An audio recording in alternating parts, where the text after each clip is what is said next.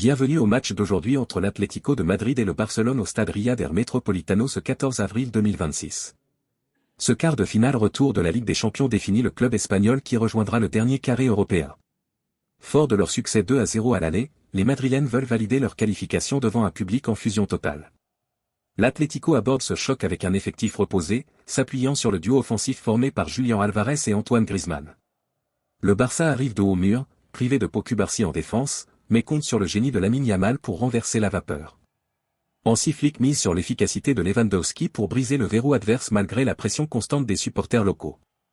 L'histoire récente sourit aux Colchoneros après leur victoire nette au Camp Nou, mais Barcelone garde l'espoir d'une remontée historique.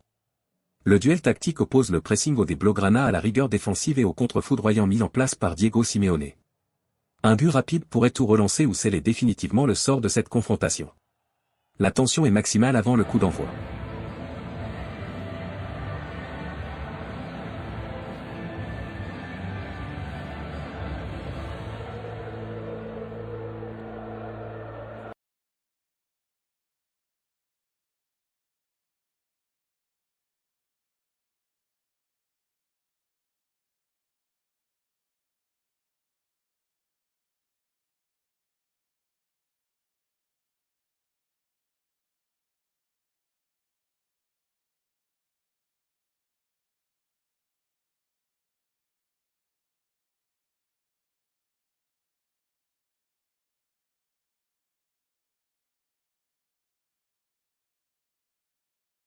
L'Atlético de Madrid et le FC Barcelone ont croisé le fer au Metropolitano lors de cette première période du quart de finale de l'UEFA Champions League, marquée par une entame de match percutante des Blaugrana.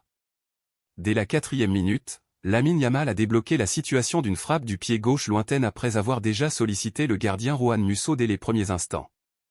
Les visiteurs ont accentué leur domination à la 24e minute par l'intermédiaire de Ferran Torres, dont la conclusion précise du pied gauche au centre de la surface a permis de doubler la mise. Les Colchoneros ont toutefois trouvé les ressources pour réagir à la 31e minute, quand Ademola Lookman a réduit l'écart d'un tir du droit après une phase de pression dans la surface catalane. La fin de la première mi-temps a donné lieu à un duel tactique intense, Giuliano Simeone et Robin le Normand multipliant les interventions pour contenir les assauts de Dani Olmo et Pedri. Malgré une dernière tentative de Ferran Torres détournée par Musso et des contres menés par Antoine Griezmann, le club barcelonais a conservé son avantage minimal jusqu'au retour au vestiaire.